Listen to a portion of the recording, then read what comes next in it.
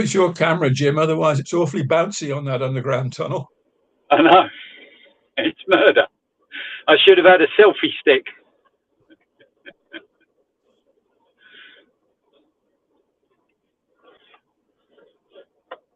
Good evening and welcome to the meeting of the Folkestone and Hythe District and Parish Council's Joint Committee.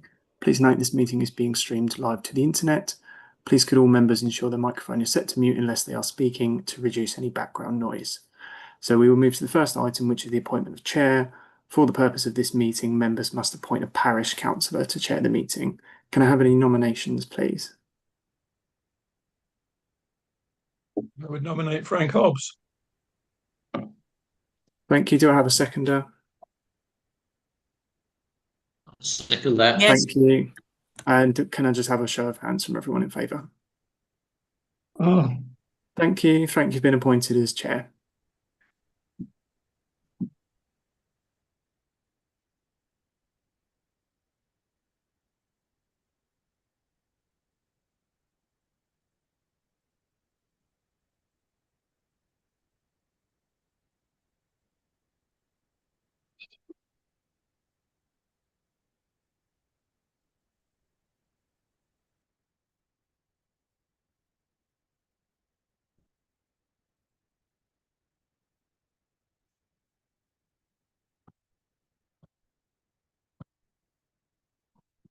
It's gone dead. Hello, Frank. Can you hear us?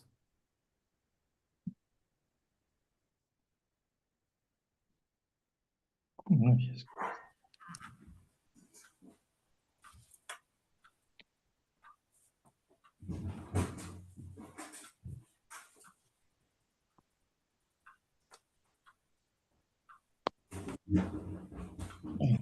Bloody phone, I can't hear.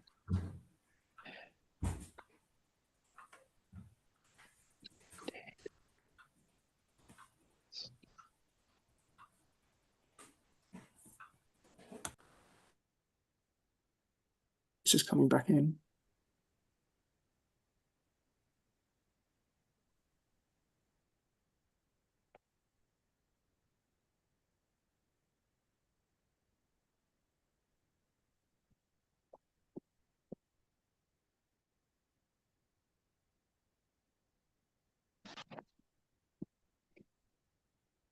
Hello, Frank. Can you hear us?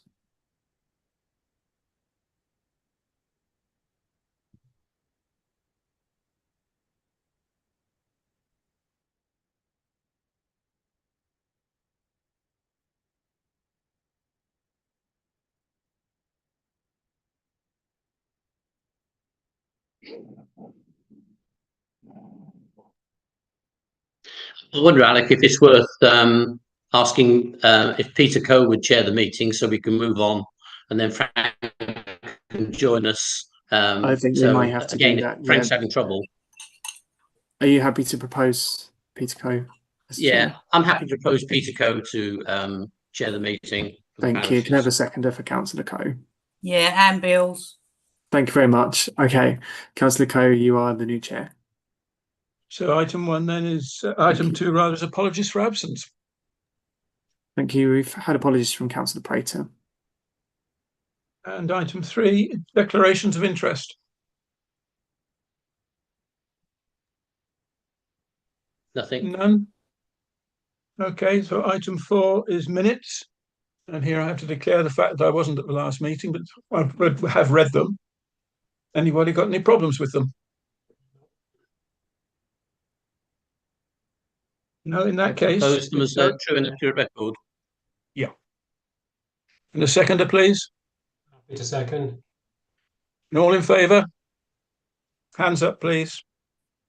Thank you. It's carried. And so it's over to the council for asset management strategy. Whoever is dealing with that from your side.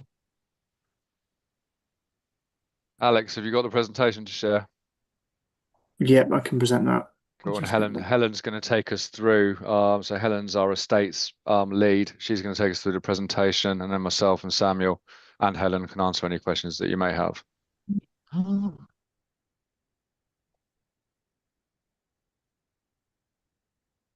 Just bringing that up on screen now. If you just let me know when you're ready for the next slides. Ready when you are. Sorry, I wasn't quite sure how to share. Thank you, Alex. Okay.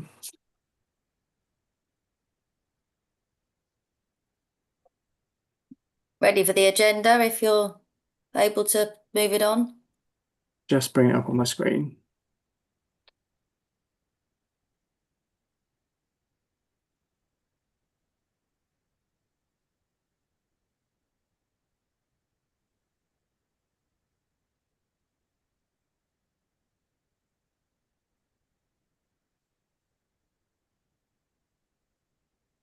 Sorry, that should be up on screen. Lovely. Thank you. So good evening, folks. As introduced, I'm going to talk to you today about the council's asset management strategy, and that's the asset management strategy that applies to its corporate assets. Next slide, please. Thank you. So first up, I'll give you an overview of the current position in relation to the council and asset management of its corporate estate, and then go through the vision that's set out in the new asset management strategy, as well as the objectives and how these apply to our corporate assets and what those are. I will then run through the asset management process, including disposals, followed by next steps. So next slide when you're ready. Thank you.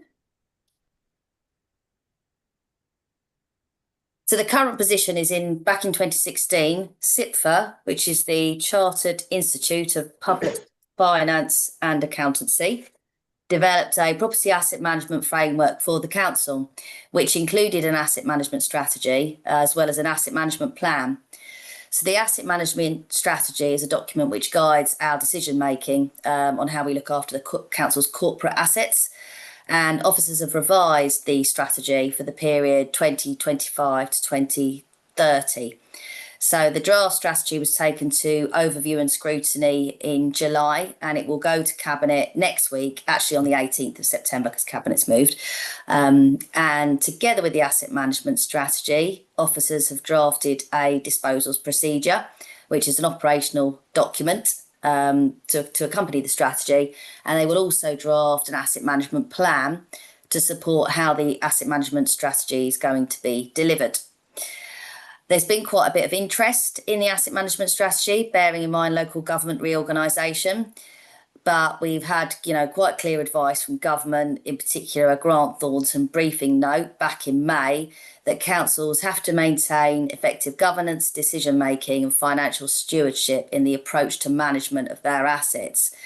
And the way this council is moving forwards is a business as usual approach. We continue to be committed to prudent asset management, and we wouldn't be entering into any transactions that wouldn't have been considered if LGR wasn't taking place.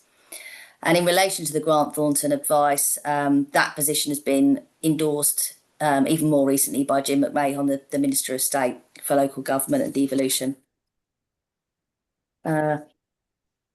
Next slide, please, Alex. Thank you. So the vision of the AMS effectively relates to efficient management of our corporate estates, ensuring they're well managed, fit for purpose, compliant, sustainable, and support our corporate ambitions, in particular growing the economy in a sustainable way.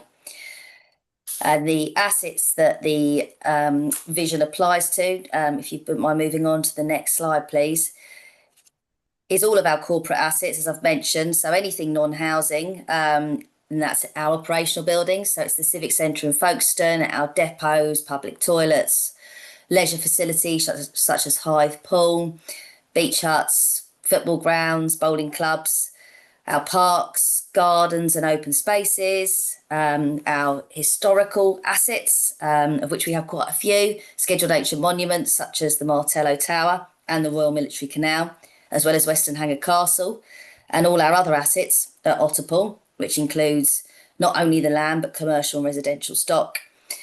Other investment assets such as Connect 38 and office building in Ashford, industrial units down at Mountfield, and any other assets such as our non-operational land and also coastal protection structures.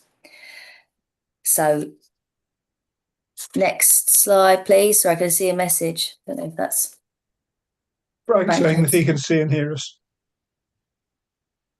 I can see, yeah, clearly. So the strategy has 8 objectives, and they all link quite nicely into each other. But principally, it's about embedding a culture that recognises property assets are a key corporate resource and will be managed in accordance with that, in line with council strategy, corporate strategy. We'll manage our portfolio to optimise returns and minimise operating costs. Where possible, we'll improve the energy efficiency of our corporate estate, and we will innovatively use our assets in partnership with others to improve the district. Moving on to the next slide, the last 4 objectives are supporting economic growth and regeneration, supporting the district in its housing need, albeit these are corporate assets, so non-housing, but where possible, supporting that as an objective. And the 7th and 8th objectives relate to compliance. So making sure we're fully compliant with all health and safety statutes, etc. And also the Local Government Act section 123, which relates to transactions, which I will touch on in a bit more detail in the slides to follow. Next slide, please. Yeah, thank you. Asset management process. What does this actually mean? So in relation to performance of our assets, it's about investing in those assets, maintaining them, managing them, and officers working to look after the portfolio in line with corporate aims. And that can include agreement of leases, licenses, undertaking rent reviews, and of course, undertaking repairs and maintenance. Just seen a comment about the slides. I think they came out with the pack, but they can be circulated afterwards. Also in relation to asset management, acquisitions, where they do happen, we might acquire assets to support priorities in our strategic plans, and disposals, when they do happen, if we do have assets that aren't required, they may be disposed of. But any disposals have to comply with section 123 of the Local Government Act. Also, as I mentioned, we've drafted a disposals procedure to accompany this strategy, and officers will make sure disposals are compliant with that disposal procedure. Just on to the next slide, a bit more detail about that procedure. As I've mentioned, we keep talking about section 123 of the Local Government Act, which basically gives us power to dispose of assets, and it must be at a consideration that's not less than best than that can be reasonably obtained. And if we do move forwards with disposals that are at less than best consideration, we can do that provided the undervalue isn't more than 2 million. But if we do that, there has to be a defined reason. And that might relate to economic benefits, social factors, well-being to the local community, etc. And in those cases, interested parties who want to make that purchase must submit a business case to the council, outlining the rationale for that purchase. The next slide relates to disposals. It was in the slides. I won't go into the detail here, but it does set out the headline considerations we look at when making those disposals. On to the final slide, next steps. Obviously, welcome your feedback today. Cabinet next week on the 18th of September. Hopefully the strategy will be sanctioned, and officers will then draft an asset management plan to accompany the strategy, intended for implementation by April next year. And finally, on to any questions.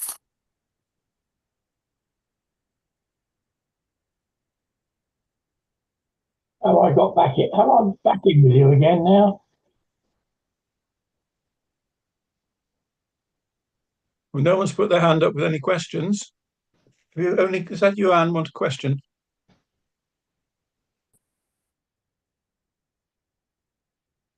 No, I was just telling Frank I could see him. All right. In that case, if no one's got any questions, I suggest we move on to item 6, which is the local government reorganisation update. Okay, thank you very much. I think I'm going to lead on this. If Jim is still with us, I can't see him on my screen. He's gone black. It may well be a double act, but evening everyone, and nice to meet you. If I haven't met you before, I'm Susan Priest, I'm the chief. So Alex has got some slides. Hopefully, he's going to make available. Just bringing them up now. Thank you very much, Alex. Councillors, this will you'll hopefully appreciate this is a fairly sort of fluid and fast-moving item. So I'll try and give you the best information as of 6:20 on the 11th of September. We will endeavour to keep you updated as we move through the coming few months, and there'll be certainly more information coming available. But I hope to be able to either reinforce or give you an update on where I think we are now, and then very happy to have questions as we go. I've got about 5 or 6 slides, I think. So, Alex, do you want to kick off for us, please? And I just apologise for I'm struggling with a bit of a sore throat, so if I do struggle a bit, it's my apologies. So 2 things happening at the moment: devolution and local government reorganisation, or LGR for short.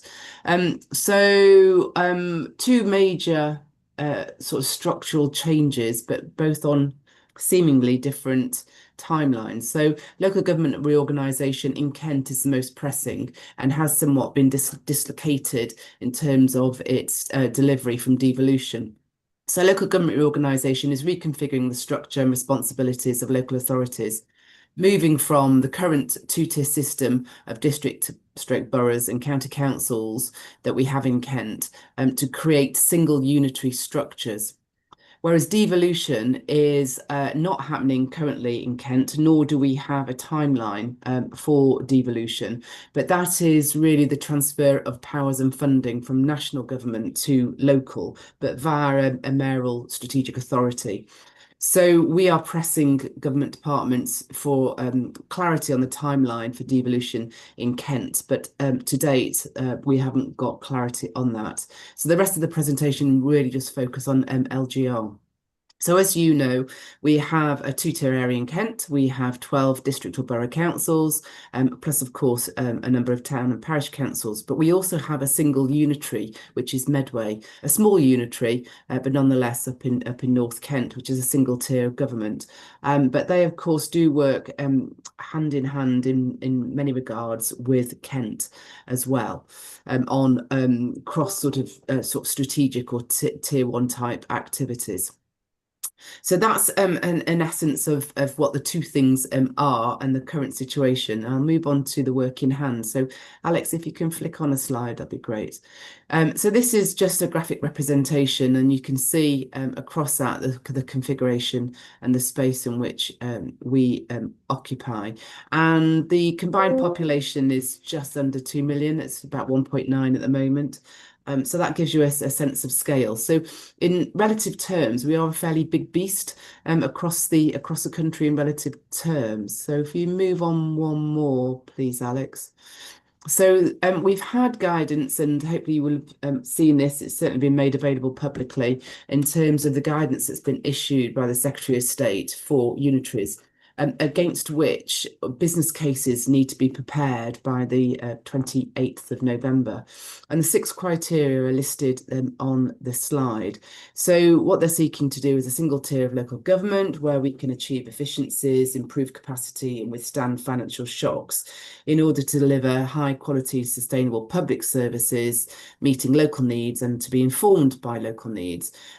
They also assert that the guidance for the new unitaries must support devolution arrangements, which is tricky at this stage to go beyond the sort of principles of that. And then finally, and importantly, enable stronger community engagement and neighbourhood empowerment. So against those 6 criteria, there's a lot of work going on at the moment, which is being coordinated on behalf of all 14 councils by KPMG, who were procured earlier on in the year and are undertaking this work through 4 different stages, and very happy to talk about those in due course. But Alex, do you want to move on one? This gives you, and it is publicly available on the LGIU website. It goes over 2 slides here, but it gives you some timeline, some indication of what we are facing and what we're working our way through. Surrey has been identified because they are on an accelerated timeline. Hence why they have their own column, so to speak. And of course, as you may recall, Kent applied to be on the devolution priority programme early in the year, but that wasn't accepted. So we actually fall into the 3rd column before you with the orange heading, which is all other 2-tier areas. So that is the work stream that we are following and the timeline that we're following. The other 2 are there really for completeness and for information. And it's a really handy graphic. If you can pull off, it's on just an A4 sheet, and if you can pull that off for your own purposes, it's actually really useful to have as a ready reckoner, so to speak. So we are seeking to, by the winter time, by the 28th of November, submit proposals for business cases. And our expectations are at the moment that by sometime during January to May, there will be a formal public consultation on a either minded to or a short number of minded to decisions that the Minister is seeking to take. So there will be a formal consultation. You may be aware at the moment that we are doing some engagement work. There is a difference between engagement and consultation. With consultation, you need to consult on a proposal. With engagement, it's about perhaps some of the softer feedback or sentiment or awareness raising. So if you are approached, and I hope you have been through our various comms colleagues, we are at the moment seeking to get views about LGR as we go through this engagement period and as we prepare the business cases. If you see in that information reference to Canterbury City Council, they are leading on the engagement work on behalf of all the 14 councils, and they are sharing all the information between and across us. So hopefully that just clarifies why some of the responses are being sent back to Canterbury as opposed to us. And that is very distinct from the January to May 26 consultation, which will very much be a formalised sort of statutory consultation, much as what has similarly gone on in Surrey over the last couple of months.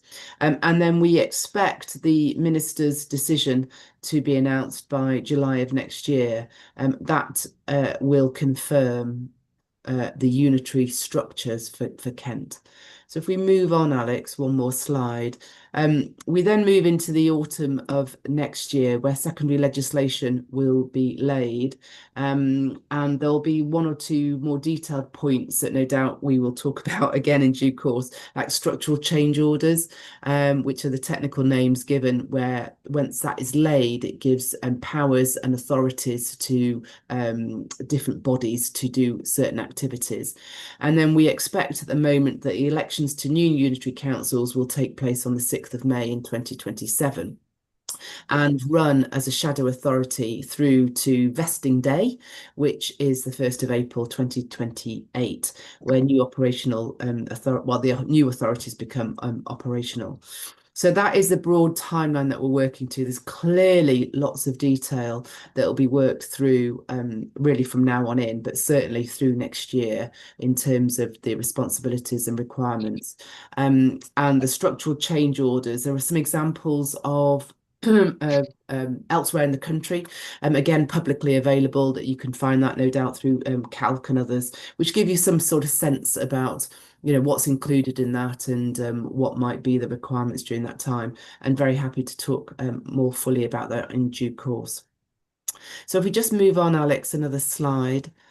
So we developed, we being the 14 council leaders and supported by officers with KPMG, had a long list of proposals, and you can see before you, hopefully on this slide, ranging from the single unitary, which is lovingly recalled Model 1A, a 3 unitary structure, which is 3A, a 5 unitary structure that was proposed actually by Gravesham, And then a whole series underneath of different configurations of a 4 unitary structure, the colour code denoting really whether it's north, west, east, south of the arrangements.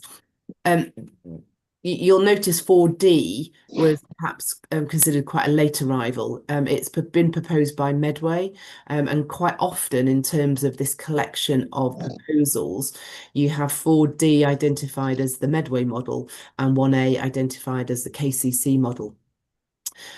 There's quite a lot of detail behind this we've been working on, but just to summarise, 1A, so the KCC model, the single unitary, the sort of colour coding under that is the proposal. It's meant to denote the proposal to have 3 assemblies that sit under the single unitary. There are some debate about whether that actually addresses the council's formal invitation, in terms of it being a single structure, and we're working through that with various colleagues. The 3 unitary structure, which is 3A, is north, west and east. You'll recognise that Folkestone is nestled there with Ashford, Canterbury, Thanet and Dover. Significant population, the highest beyond 1A actually, in terms of just under 680,000 residents. 5A is a further subdivision of the county, and you can see takes those unitaries down to nearer the 380, 300, up to 544 in terms of population figures. So a number of smaller unitaries, and some may say that actually those population figures don't give critical mass and don't give the unitary enough financial depth to withstand some issues. However, moving on to the second layer, these are the different configurations A through to D, and it has us in a range of models, either with 4A being with Ashford and with Dover, 4B being with Ashford and Swale as a sort of mid-Kent configuration, I suppose, and then you have 4C with us being in a east configuration with Canterbury, Thanet and Dover, and then 4D, the Medway model, splits our district and takes the sort of urban centre of Folkestone into a east configuration with Canterbury, Thanet and Dover, and with the sort of south of the district being in a mid configuration with Ashford, parts of Swale, Maidstone and parts of Tunbridge Wells, I think it is, down there. So that model, actually 4D, has a proposal to alter 8 different boundaries. So it's hugely complicated in terms of that configuration. So I will move on. I'm very happy to come back to this in due course, but just moving on, Alex, if we may. So the leaders met on the 3rd of September, or 14 of them, or their representatives, to agree a short list of models to develop business cases. And KPMG are now working on the support for 3A and 4B. So this is collective work coordinated by KPMG on the 3 unitary proposal, which puts us with Ashford, Canterbury, Thanet and Dover, and the 4 unitary proposal, which puts us with Ashford and Swale. So I'll just pause there, Alex, and I'll just ask you to flick back so members can see 3A and 4B. So 3A is the top row, and then 4B, as you say, it can see us with Mid-Kent. So if you can move forward again, Alex. We were advised I think it was last night.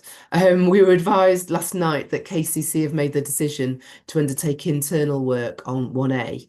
I understand they will be making that information available, and the department have asked us to ensure that we use common data sets. So they will be working closely with KPMG, and the work that's been coordinated across the county, but they have sufficient internal resource to prepare a business case.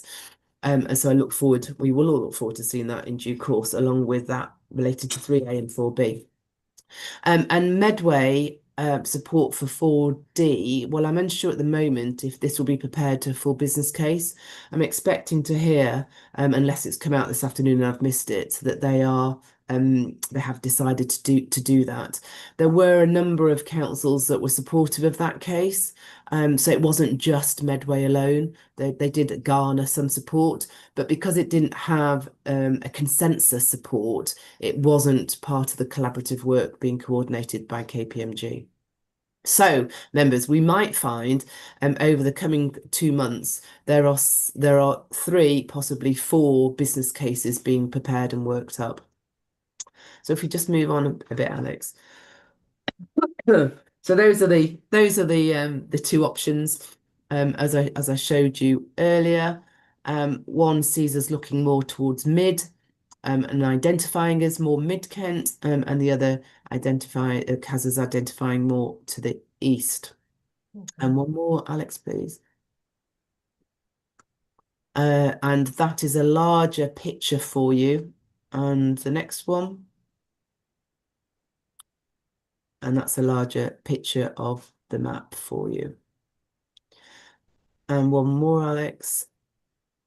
This is the county, bigger picture from what you saw earlier. So a single unitary, but 3 assemblies. Unclear how that would work at the moment, but no doubt they'll be explaining that as part of their business case. Alex, have I got any more? Is that the end of it? This is the Medway one. Yeah, now we're unclear at the moment precisely where the Folkestone and Hythe split would come. I believe it runs along the M20. So it's going to be very interesting to see precisely where they are proposing that split falls. And at the moment, there hasn't been any rationale that I could share with you about that. I can only assume that they have been looking at trying to even out the population across the 4 unitary proposal. Is there anything else, Alex? Okay, so a summary of the timeline at a glance. So we're working really quite intensely now to get us to the 28th of November. We across the county, we will all be taking individual decisions about which proposal to support. We've been advised we can only support one proposal that has to cover the whole county. And various decisions will be made starting really from about the 5th of November. We will have various papers that we're hoping will be ready for publication at the beginning of November to support, excuse me, to support scrutiny meetings, council meetings and cabinet meetings. So we really only have the rest of this month and October to get that in a fit shape and consulted, engaged with, views taken. So there's a lot of consultation work going on. And just to reiterate, through next year, again, we will be waiting for the minister's decisions and doing the necessary consultation work around there. I appreciate there's a lot of detail in terms of what does that actually mean in terms of detail for our local elections. And I think that will be covered as part of the structural change order that will be drafted really from, I think, in the middle of next year. And I think that must be the last one now, Alex. That is it. So hopefully, members, that gives you a bit of an update. I don't know if Jim is still online, whether he heard that and he wants to comment at this stage. I think he might have dropped off. which hopefully means he's driving home. I'm very happy to take any questions, takes any comments. I may not be able to answer them, but I can try and address them. Thank you. I have one, Susan, before I open it up to everybody else. We've got a timeline for reorganisation, but no timeline for devolution. Is there a connection between the two? If devolution doesn't occur, will reorganisation still go ahead? But it's a really good question, actually. And at the moment, the department's line is that there is no firm outline of timetable for non-priority devolution priority areas, which is us. So at the moment, we do not know whether there's going to be a second wave announced. And of course, with the changes of MHCLG, we're unsure whether the new Secretary of State and the ministerial team there will keep to the timeline. We believe the questions that we've asked over the last day or two, we believe that they will stick to the same timeline for LGR, but there is no certainty at all, Peter, about devolution timeline. So we're impressing on officials to make that clarity known. Yeah. Any questions? Well, thank you for a very thorough presentation. I think Frank has got his hand up, I think. Yeah. Yeah, okay. Thank you very much for that. And I recognise the vast amount of work that's being done here and in other authorities as well to prepare for something which has been posited on us very early in the life of this government.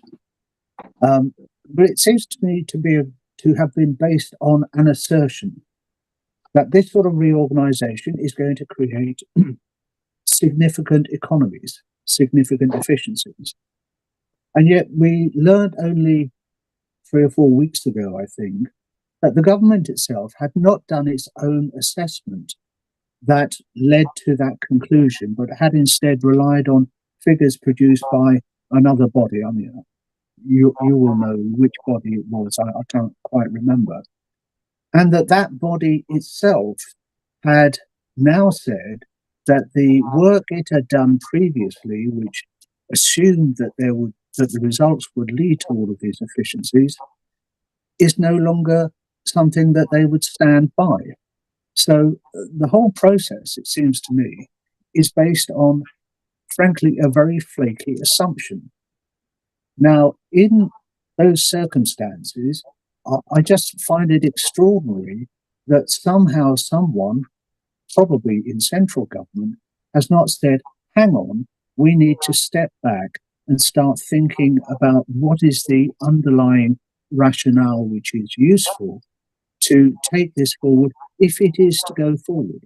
Because inevitably, going through such a large reorganisation in any organisation leads to friction, leads to confusion, and it leads to loss of efficiency in the short term, which may actually translate into a permanent reduction in efficiency over the longer period.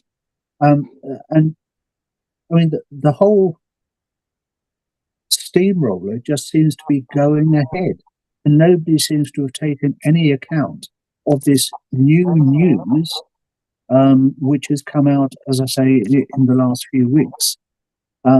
So I'd be grateful if you could comment on that.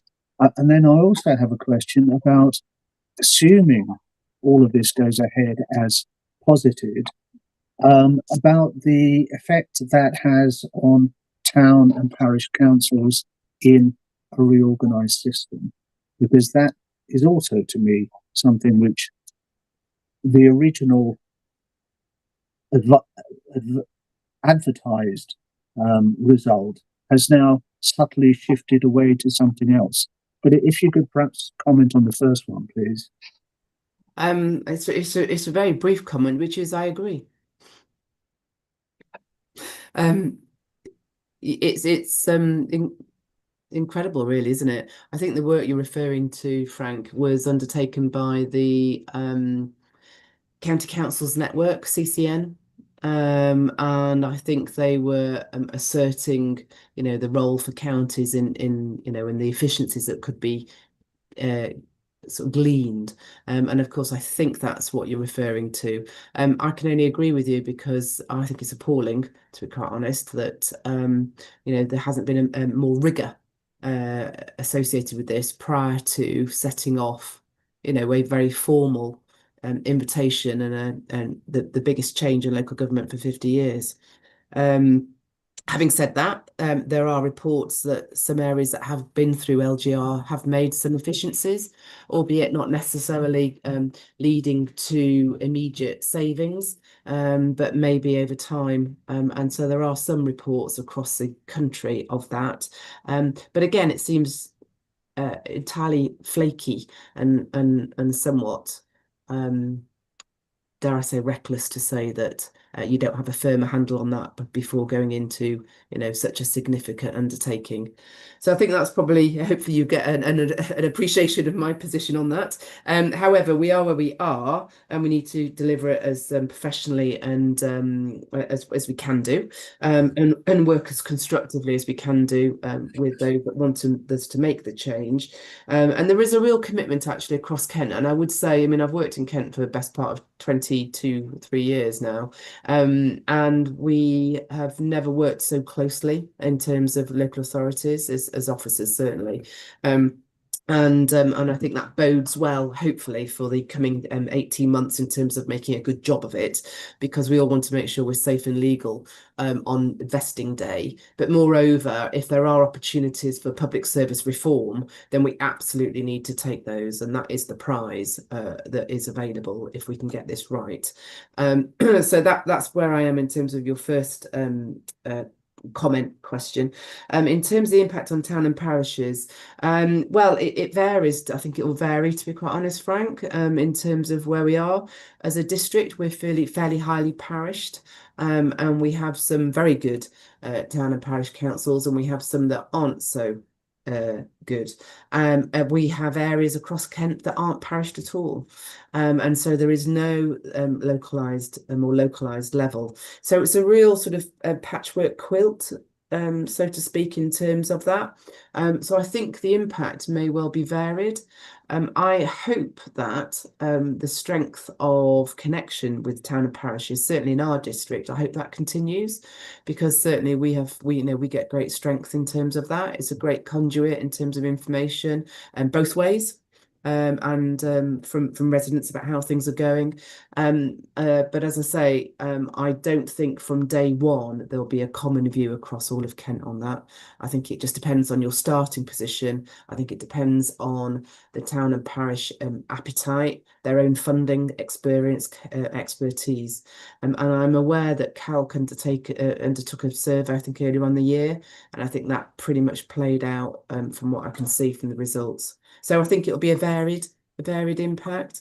Some no change, some may be some differences. So sorry, that might not be a definitive view, Frank, but that's certainly what I think I'm picking up at the moment.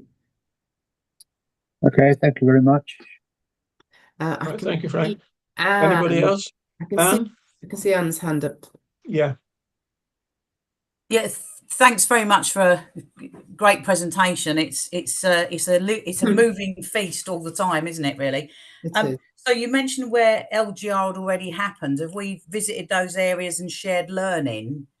And if we have, where do we get feedback on that? Because I'm very interested in anything positive we can take away. I think it's excellent that the councils have never worked so closely before, and now they are. If nothing else, that's possibly a really good thing for the future. But shared learning is something I'm very interested in. And talking about the impact on parish councils, we don't know. There doesn't seem to be a lot said specifically. But if there has been areas where LGR's already been implemented or is further along, then could we not perhaps do some shared learning with local parish councils? And my other question, of course, which I ask almost every time, is I find it astounding that the lack of coterminosity with health, and how wonderful it might be if local authorities were able to move boundaries or kind of look at unitary authorities that happen to be coterminous with the NHS, because more and more the business of well-being has to be shared, both in terms of social care and healthcare. And I wondered, maybe it's me being naive, but perhaps there has been a lot of discussion about how to make the co-terminosity with the NHS in Kent. Great. Yeah, absolutely. I mean, in terms, I'll start with your last one first in terms of health and co-terminosity. Absolutely. In terms, the really important thing is around moving to the preventative agenda. So I'm absolutely delighted. We heard yesterday that we've been successful in one of 43 pilots nationally for Folkestone and Hythe to have a neighbourhood health pilot. So that work is starting to be kicked off, and we will take the learning from that before it's expanded elsewhere. So it's really quite a dynamic piece of news. I'm not even sure if the press release has gone out yet, but certainly I was having conversations today. Fantastic. And just to give you an essence of that, and we'd be very happy to come back to a further subsequent meeting to talk in more detail with Karen Sharp, who is the programme director.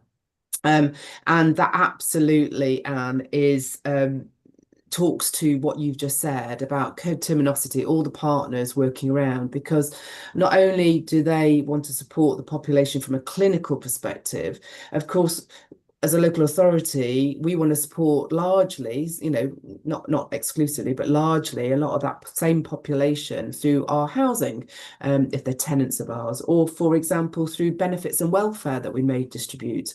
Of course, I will always give a plug for our community hubs that served us so well during COVID and still offer services. So there is a real, I share your passion for that co-terminosity. It's not only with health, I would say it's also with some of our community policing colleagues, where, bringing all these different perspectives in a place gives us, I think, some really great perspectives to take more of a whole systems approach to this and say, look, what are the things that are within our gift to change so that we make it a better place, we make it easier for residents or more efficient for service delivery. So I'm totally with you on that. It's nice to hear you championing it. In terms of learning from other areas, there's a huge amount going on, and I would just urge you through Calc to make sure you get your right connections in. Certainly in terms of the LGA and District Council network, we do have very regular slots from places like Cumbria, whether it's Somerset, whether it's down at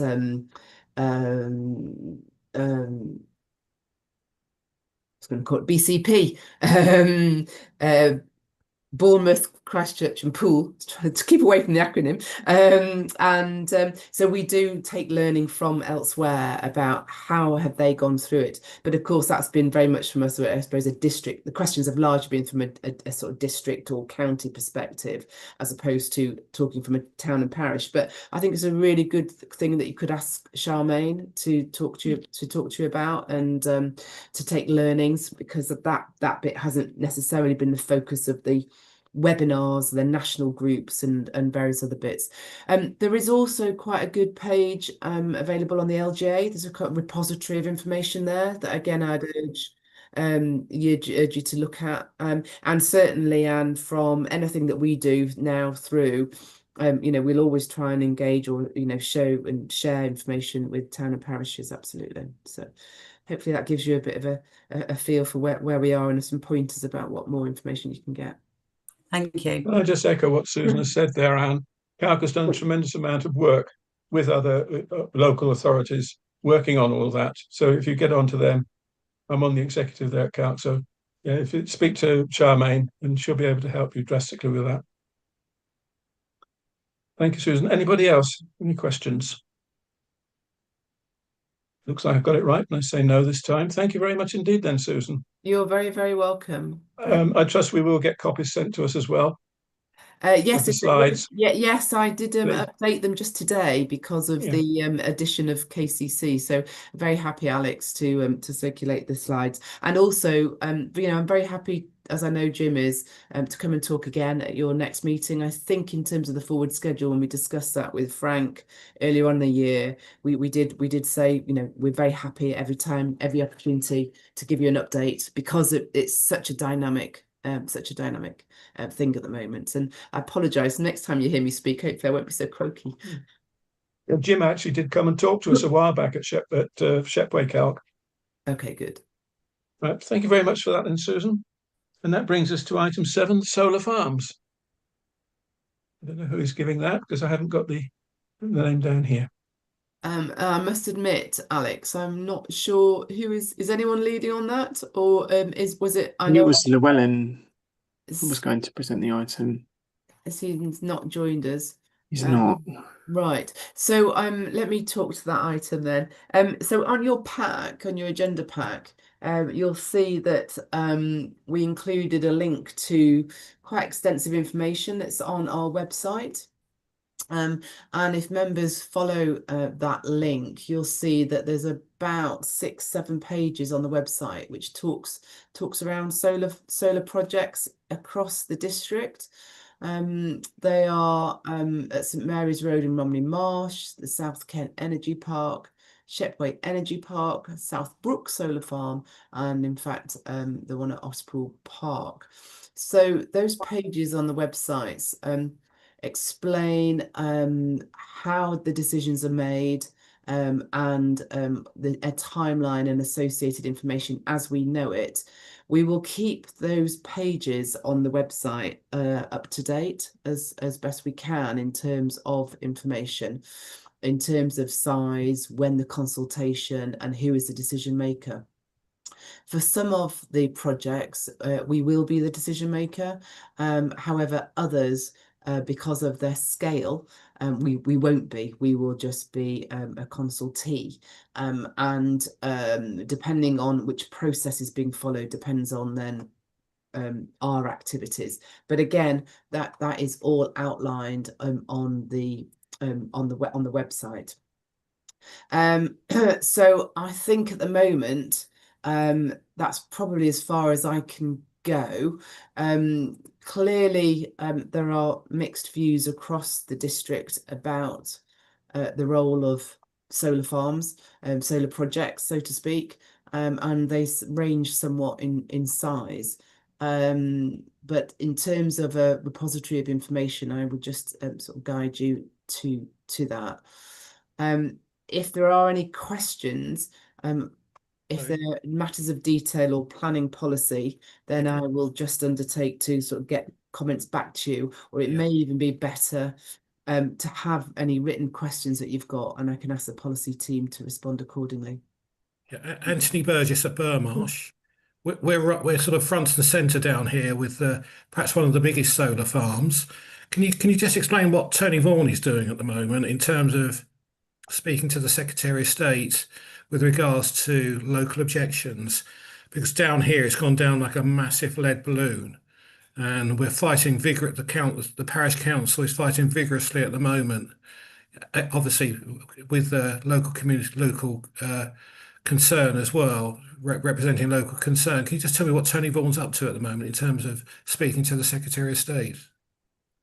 I'm afraid I don't know. You'd have to ask Tony Vaughan what he's up to. I'm not. Is he not speaking to the council? We do have regular contacts with both our MPs, with Sojan Joseph and Tony Vaughan. But in terms of where his current activity and his workload, that is a matter really for him and his office. Right. Are you aware of the local feelings, certainly on Romney Marsh, regarding the solar farms?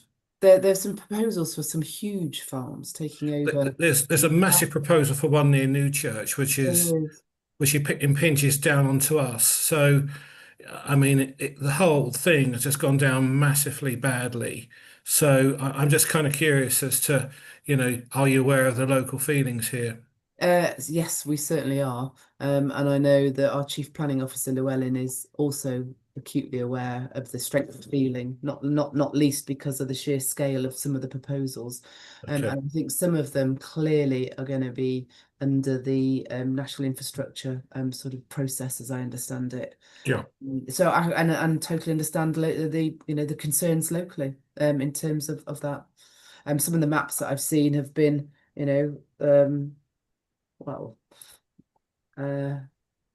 quite shocking, to be quite honest. They are I mean, they are shocking. I mean, it's going to blight, prime agricultural land and historical areas, which, really has been, a sense of, dread really down here with the fact that, a lot of people have moved into this area because of the location, and to find now that there's this proposal for this massive solar farm.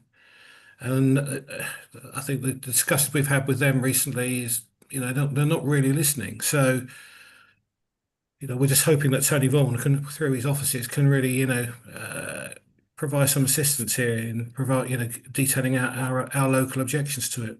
And that's what I would encourage you, Anthony, to do. And I'm sure you are already. But articulating that case and to capture that strength of local feeling. There will be the planning processes that go through. We will on that one. I think we are a consultee, and so there will be a whole host of information about that as we go forward. So Okay. So I just encourage you to keep up contact. Okay, thank you. With us. Frank, Postling, Frank. Thank you, Peter. You can hear me now, can you? Yes, we can. I don't know what the trouble was. I hadn't got either working for some reason. There is, of course, 2 other applications just over our border. You've got the Ordington set up where Ashford have turned down one place that was going to be done because it was inside. But the second one is too big for Ashford and is going to do Mr. Milliband. And the other bit is it's just come in recently is the Braven, and it's just over the border of from Stouting for the battery farm that they're proposing to put again on prime farmland. It's going all over the place. I mean, we were lucky that we managed to get ours turned down in our parish because it was within the AONB as it was. Unfortunately, the marsh hasn't got that protection. Although, having said that, the limb banks along that way are AONB, aren't they? And they will overlook a lot of it. So that could have some help in the opposition to it.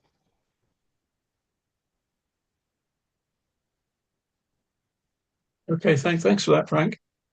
I have to say, Susan mentioned Southbrooks, and we've just had a load of information dumped on us now.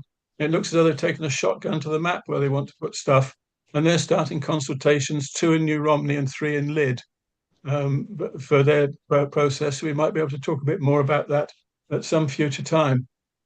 But yeah, anybody else? No. Looks like we're thanking you again then, Susan. Oh, you're Mike had his hand up, Peter. Sorry? Mike had his hand up. Did he? I beg your pardon. He's still Mike? muted. You're muted, Mike. You're still muted. Took my hand That's down, unmute myself, classic error. Susan will correct me if I'm wrong on this, but Jim received a question at full council from one of the ward councillors on the Marsh, which was about so many of these big schemes being decided nationally, and how could there be them considered in the round rather than individually, because obviously it's the cumulative impact of several schemes being proposed at the same time and possibly going through. And I think he received a favourable reply to that, didn't he, Susan, saying that there would be a process for considering the scale of them in an area like the Marsh and the impact of more than one scheme possibly going forward at the same time. So he did take that up on behalf of one of the district councillors on the Marsh and push that point through. He did, and we're acutely aware when we and hence when you go to the website and you see the sort of 6 pages that we've got and you read across, we're acutely aware about the cumulative impact, and we'll impress on whoever will listen to us about being cognizant of that in terms of decision making. So thanks very much, Mike. Frank, you've got a hand up. Postling Frank. No, I've taken it down. Oh, it's still above your head. Okay. Oh, it's not on my picture. Oh, right. Lovely. Anybody else? I'm looking around. Well, in that case, I think thank you everybody for your presentations, and we terminate the meeting at 7:05. You're very welcome. Nice to see you all. I came across a bit unprepared. I wasn't prepared to meet you.